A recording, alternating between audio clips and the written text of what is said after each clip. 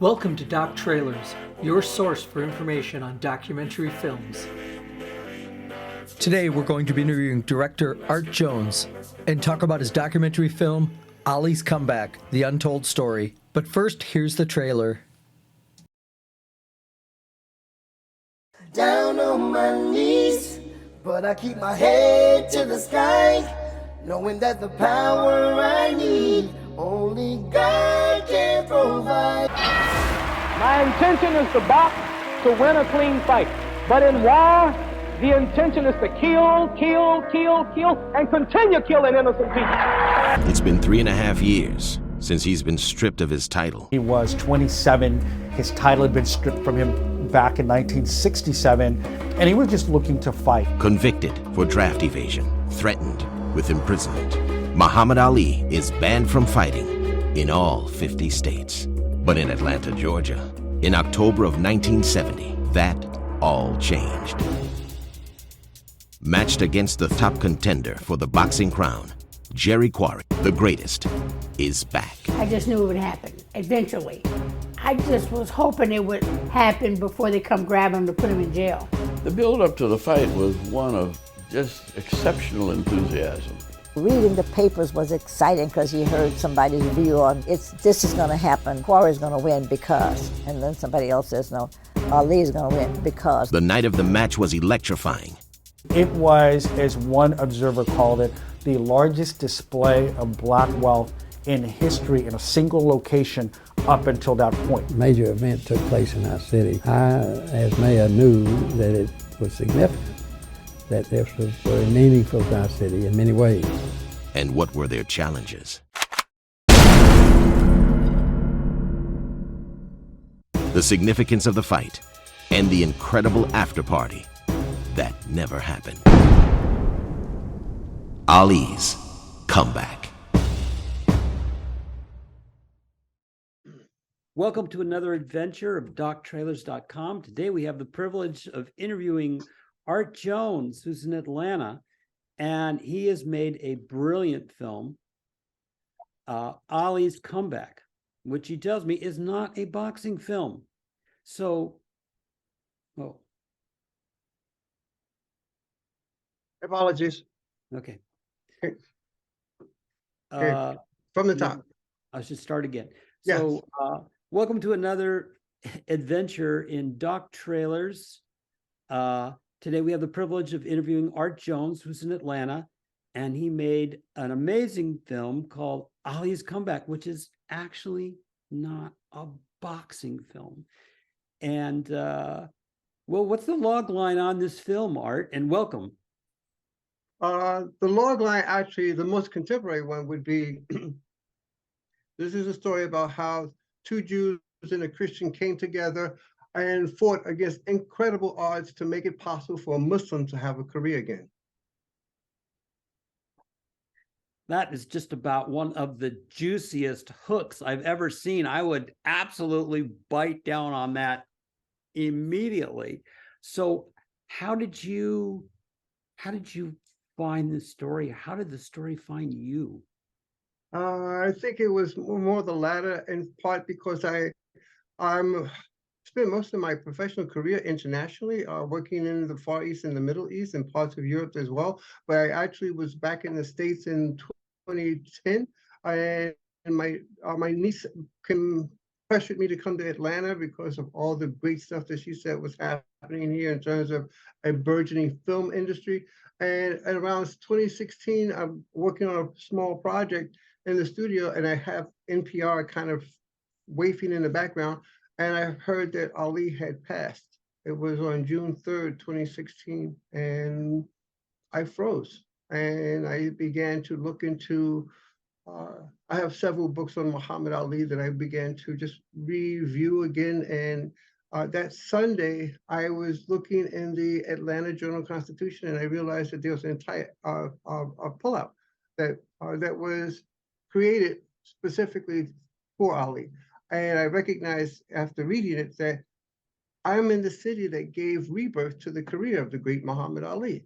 And I began to ask myself more and more about who were the people that were involved in making that happen, especially given the tremendous array of pressure that he was under by the FBI, the federal government under the Johnson administration, and with J. Edgar Hoover really taking a personal affront to Ali's not crossing over the line in 1967 to join the US military.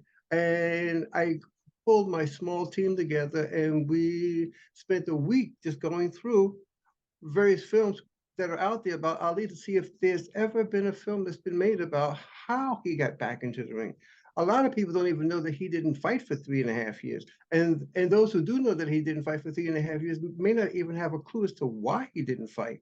And more importantly, who and how, who was involved with getting him back into the ring. How he returned to the ring became of paramount interest to us. And that's where we saw our opening. And we thought this is what we need to do research on and create a film around, is those very intrepid, bold, dynamic individuals who came together and forged that core team that made it possible for the greatest athlete of the 20th century to have a career once again.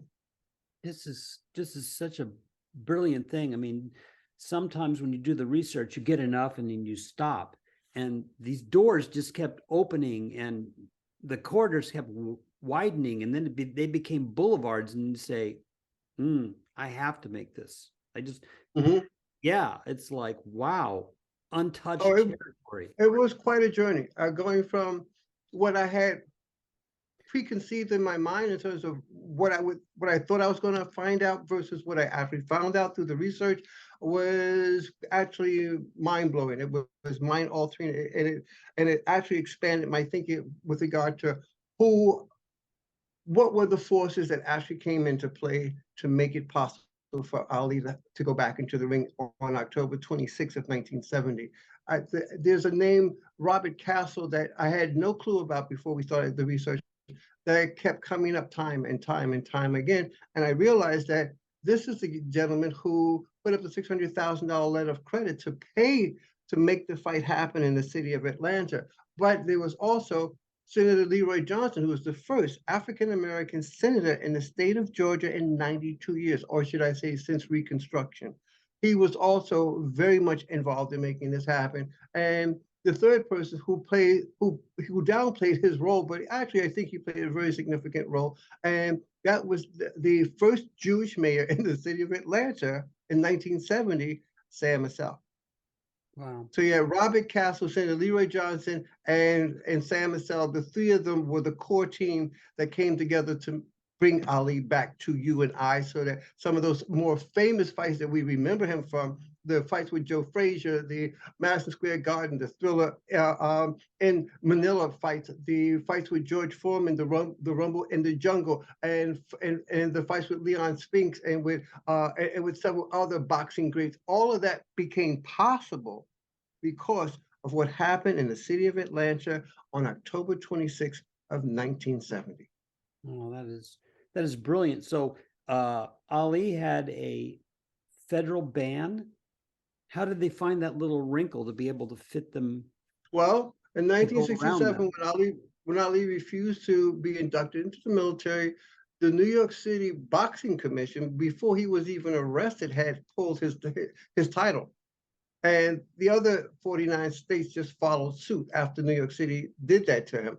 Or should I say New York State? I forget which was the governing body. But that said, he was then convicted of draft evasion, given a 5-year prison sentence, a $10,000 fine, and his passport was revoked, thus denying him any opportunity to leave the country to earn a living internationally over that period of time. Oh my gosh. So how was it that Atlanta was able to? Oh, yeah, getting back to answering your question, how is it possible for him to get back into the ring? Well, I'll give you the Reader's Digest version of how that happened. Okay, Robert Castle was this Jewish kid from Brooklyn, New York, who came to Emory University to get his law degree. While he was here, he met a young lady who was from Atlanta. He fell in love. He married her. They moved back to Brooklyn, New York. He was working on Park Avenue in New York City as a corporate attorney when he met the great boxing promoter, Bob Arum. Bob Arum convinced him to take Ali's contract, but it was kind of a sick joke at the time because when he gave him the contract, Ali had already lost all of those things that I had mentioned before. And he was denied a license in all 50 states. And Rob Castle had a tremendous amount of respect and admiration for Ali. He also saw Ali as still being commercially viable, and he made it his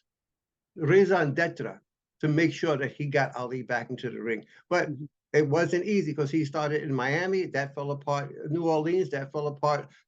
Detroit, Michigan, that fell apart. And somewhere in North Carolina, and that fell apart too.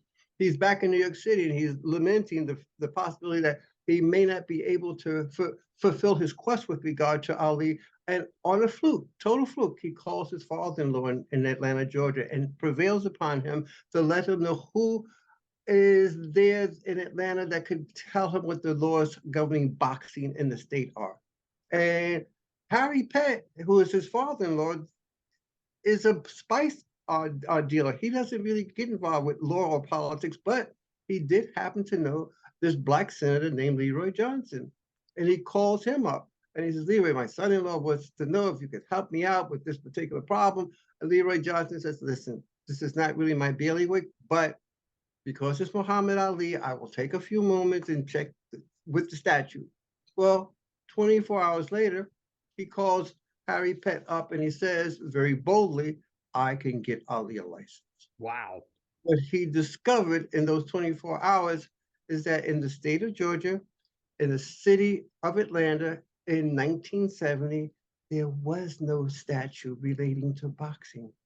There was nothing on the law. There was nothing on the books. Nothing existed. That was the opening. He just kept punching away until they found the opening, and it's like, oh, here we go. You get your life back again. You have your career back. Wow. So that is fantastic. So tell me about your release pattern and where people can see this film. And by the way, I just thought your trailer was great. It was Thank you, sir. So punchy. It just stayed with it. And then there was the aspect too about all black society, the creme de la creme, the haute couture. They all show up to go see this. It's like, yes, this he's like the new Joe Louis. It's like, yes, he's our guy. We love him. Actually, I kind of see Ali's return to the ring in 1970 as a coronation for a king, because everybody who was anybody, be it from the civil rights element, you had Coretta Scott King was here, Ralph Abernathy was here, Julian Bond was here, Maynard Jackson, who was later to become the mayor of the city of Atlanta, was here, and a whole host of others who emanated from the civil rights movement were physically here and attended that fight. Actually, the soon-to-be governor and later president Jimmy Carter was here. He saw that fight. Yes. So you had that whole civil rights kind of socio-political component. Then you had everybody who was engaged in the entertainment industry, from the small screen to the large screen to live theater, such as Diane Carroll. You had Diana Ross. You had the Temptations, the Four Tops. Curtis Mayfield was here, and so was Barbra Streisand, as well as Harry Belafonte, and Bill Cosby was here as well. In fact, Bill Cosby was one of the two announcers that night. So you had a huge entourage of those who were recognized celebrities of stage and screen. The third contingent, which almost nobody wants to talk about, was that every big-time hustler in the United States of America, from New Orleans, from Cincinnati, from Harlem, from Philadelphia, from LA, from Oakland, descended on Atlanta that weekend. They were, one of the sports historians who we talked to said that there were so many Cadillacs in Atlanta that weekend that people thought it was a Cadillac convention. So Tell me about the release pattern. I mean, where can people see this? Oh, how the can people, they interact with your right now, film? the film is available on Amazon Prime. Just type in Ali's Comeback, the Untold Story, and it should pop up. You could also get it on, I think it's available on Peacock. And that's another venue for it. And I think our distributor has been working to get it onto Tubi. Great. So sneak preview. What's next? Are you working on another film? Yes, I am. In fact, we just got a little bit of funding for this new project that we're working on, which comes on the heels of what occurred about a little bit more than 2 years ago in this country, where we got to see in living color for 9 3/4 minutes the life be squeezed out of George Floyd by a official of law enforcement. And after that event, there were on the news wires a constant barrage of commentators and newscasters and pundits, almost as if this phrase was supposed to make everybody understand that why what happened, because the anchors would close their newscasts, or at least their reports about George Floyd, by saying, well, we all know that race is a social construct. Well, I heard that so many times, Paul, that I began to actually contemplate that in real time and thought, if it is a cultural construct, then it's man-made. And if it's man-made, it has a point of origin. And if it has a point of origin, when did that begin? And who were the people that were actually involved in constructing this new social order? And in my early research, I began to find out between 1607, which is when the first English came to what is known as Jamestown, Virginia, through to 1681, there was no such thing as white people. They didn't exist. Yep. People who came here, if you came from France, you were a Frenchman, or if you came from Ireland, you were an Irishman, or from Holland, you were a Dutchman. People who were and those who came from Africa, for the most part, were referred to as Ethiopian or Angolan, because that was where many of the early Africans who came to Jamestown came from. But essentially, people were known throughout Europe that came here to this country by their ethnicity. That's how they self-identified. So if you were in Jamestown in between 1607 and 1681, and somebody looked at you, or they asked you where you're from or how you self-identify, you would respond by talking about the province or the city or the country that you came from in Europe.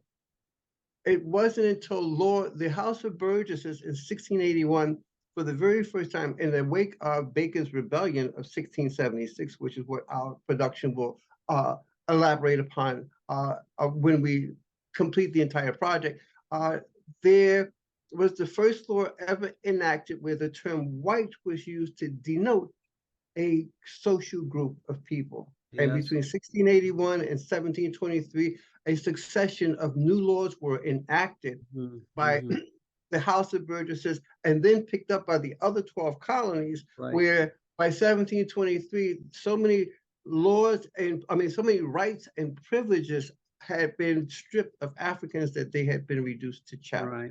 Right. Yeah.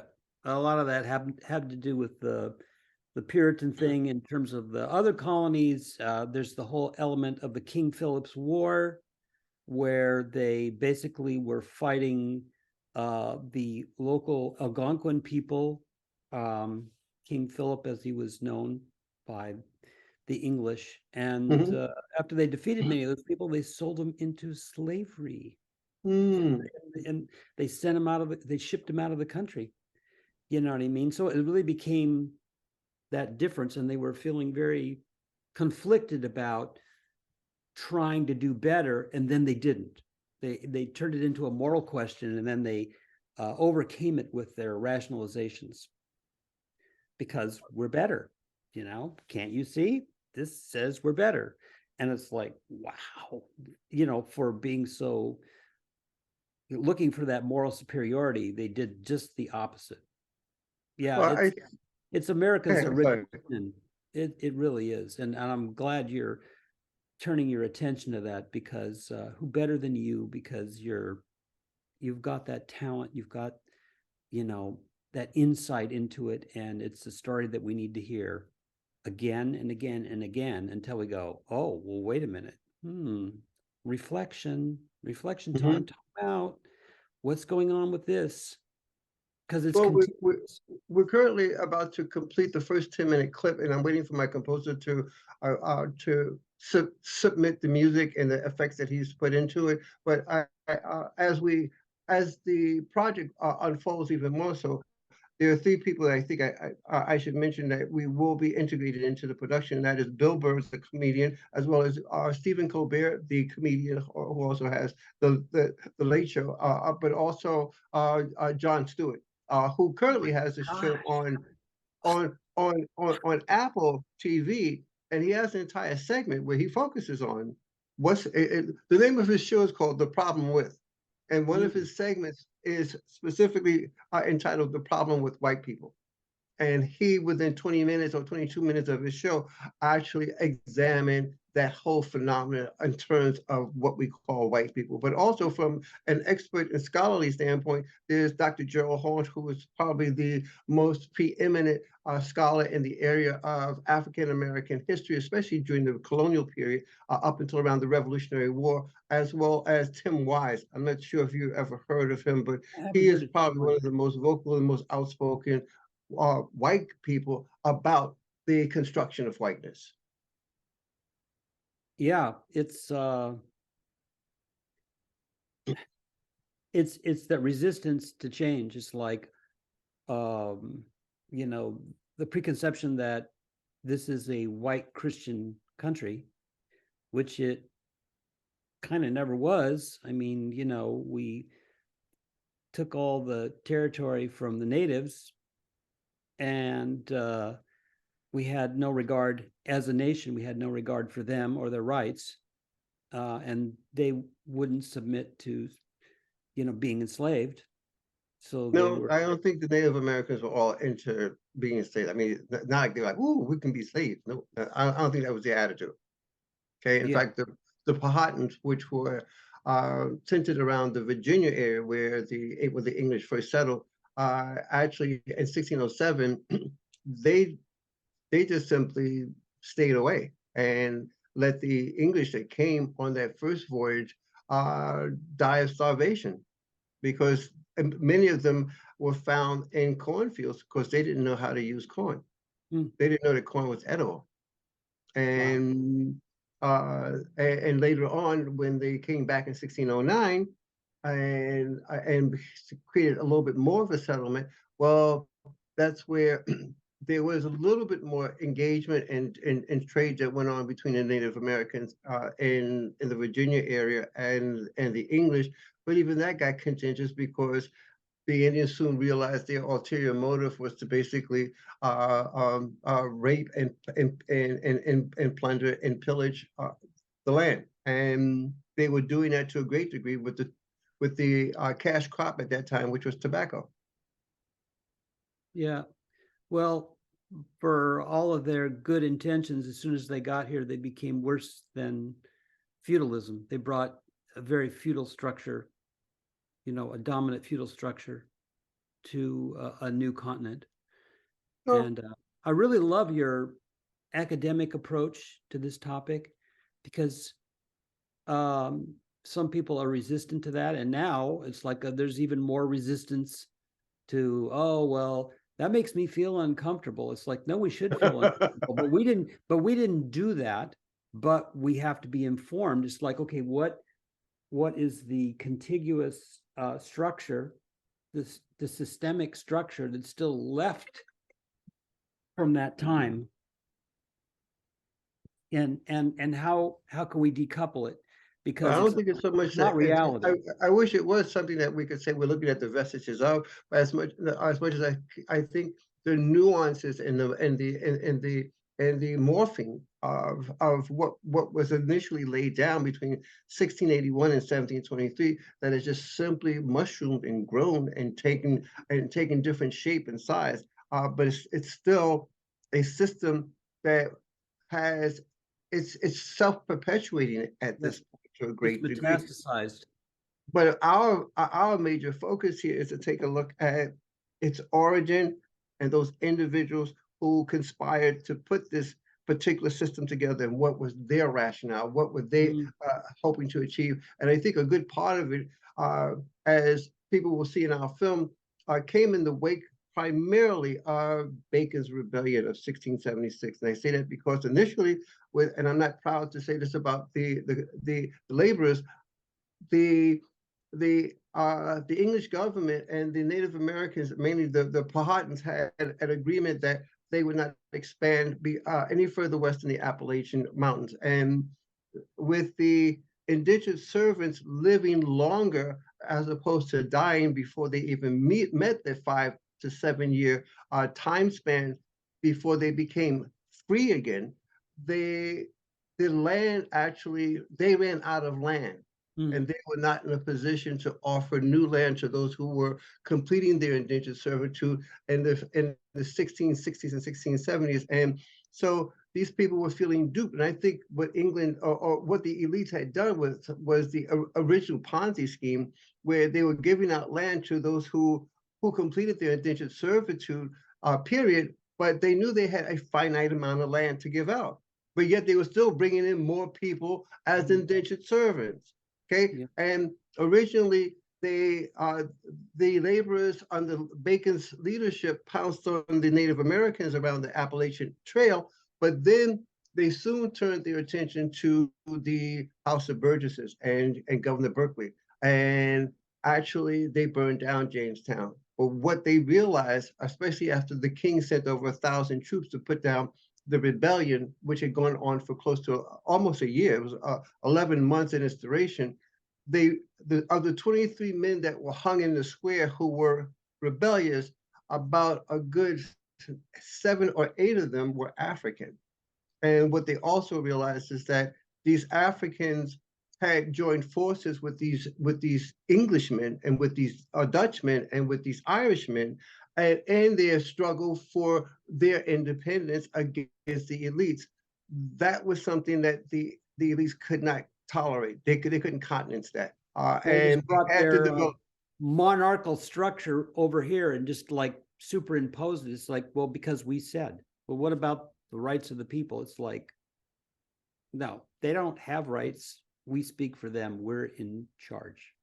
And listen, the Louisiana Purchase just blew open that whole area, which allowed for expansion of enslavement and pushing more natives out of the way, and Andrew Jackson's just approach to the whole thing. Yeah. Just like we shouldn't feel bad about it. It's all about mercantilism. It's all about money, and that's it.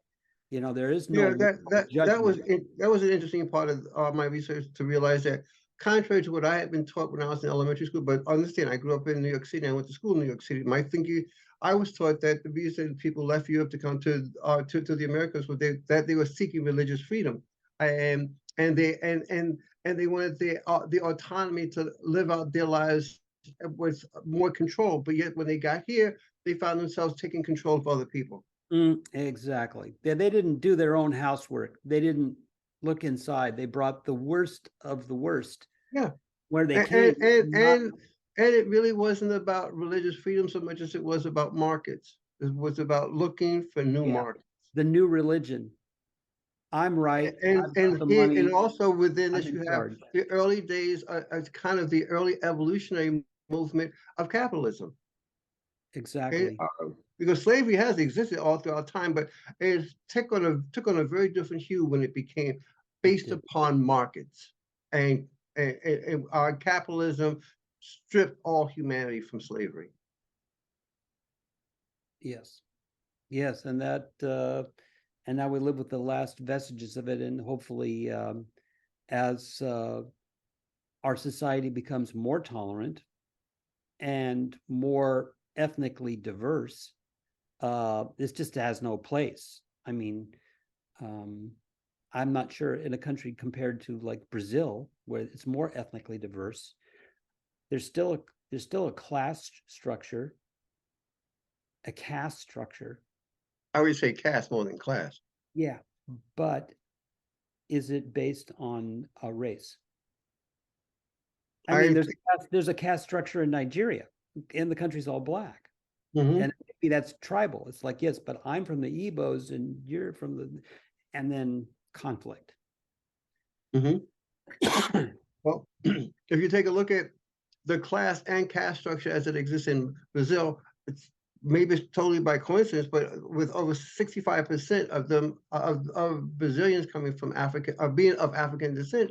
And when you look at those who are actually of the poorest class versus those who are what you might call the middle class or the elites of the society, there's a very different shift in hue from the masses, which are the poorest, up to those who are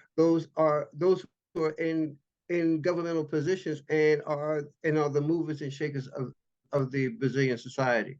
So the higher up you go, the lighter the color gets, the lighter the hue. And so when you compare something like this in Nigeria, because they do, I mean, like, I think with all of the wealth that Nigeria has, I heard it's like only 2% electrified. That was I would not, I don't know that much about all the Nigeria's money economy. is trapped at the top. You know what I mean? So it's like a monarchical or feudal structure. And it's not racism, but it's when you talk about vestiges, I think if you recognize that Nigeria was a British colony, I think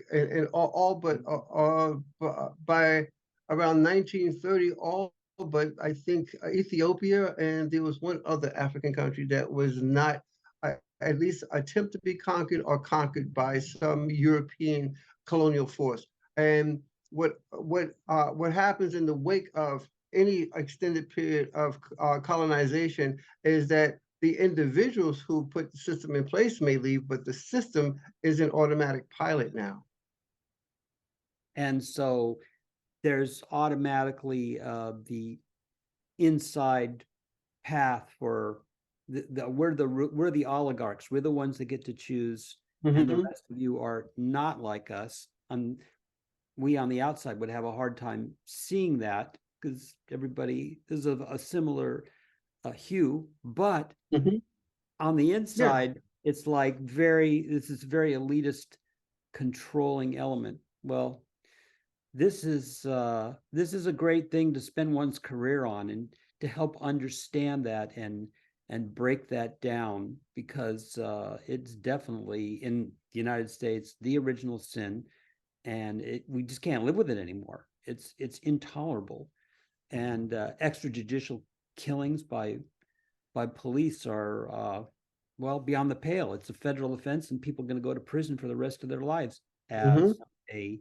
should. Whereas before, it's like, well, just in the line of duty. It's like, well, we have lawmakers who create laws that are enacted or should I say carried out and enforced by law enforcement. And what we have here is a system that is so well entrenched in terms of its racist propitiousness that the woman who is responsible for the awful and this diabolical death of Emmett Till just a couple of days died. Carolyn Bryant, at 88 years old, she dies in her own bed. And even though it is known that her words back in 1955 caused the brutal and tragic death of a 14-year-old boy, no one ever walked over to her or knocked on her front door to tell her that she was going to be arrested to serve charges for inciting what she did. She died peacefully at home and hopefully alone, but I'm assuming surrounded by her family. But this is the woman who is really responsible for the death of a 14-year-old boy, because she even admits he never even whistled at her. He never said a word to her. Well, that's because at that point, people other than the ruling group were not credible witnesses. You know what I mean? But I love what Mamie Till did on the day of his funeral, and because she was urged by the mortician to keep the casket closed, she says, "No, I want the world to see what they did to my baby. That They did to my boy." decision, like Rosa Parks not getting off the bus, I've had enough of this, her keeping the casket open. And it just finally, people who, I mean, just living their lives going along, not realizing what many people had to put up with every day, find out that this is intolerable and it has to change. But yet it's been tolerable for over 400 years. Somehow or other, this system finds it ways to make it tolerable. And there's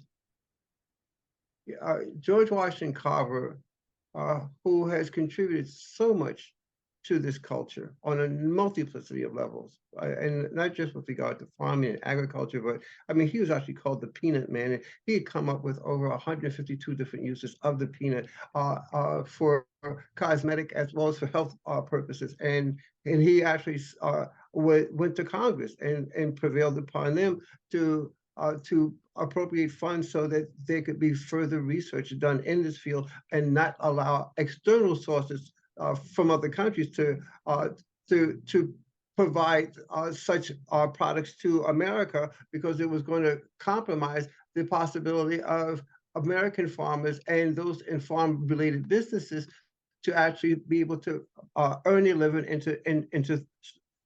to thrive.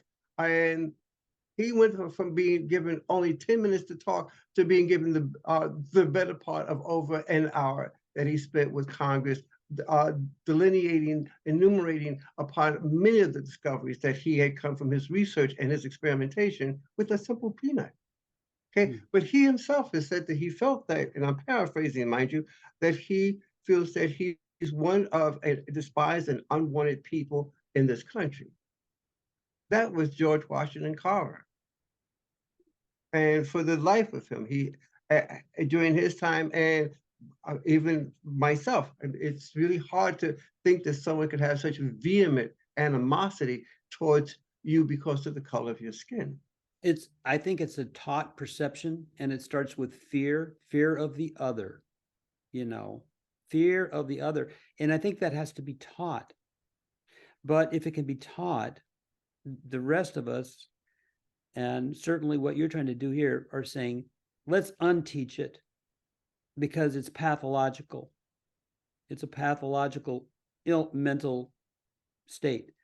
Constructing whiteness, what we plan to do in the film is to show how whiteness was constructed. Racism is a public health nuisance. It's a public health concern. That's an interesting thought. Public health, because we're all in this together. We're all God's children, and this kind of thinking is not useful, not helpful, not healthy, and it suppresses all the goodness, all our ability to connect with divine love. And this is not love, and it's taught, and it needs to be completely uncoupled, because it's. Well, they say that.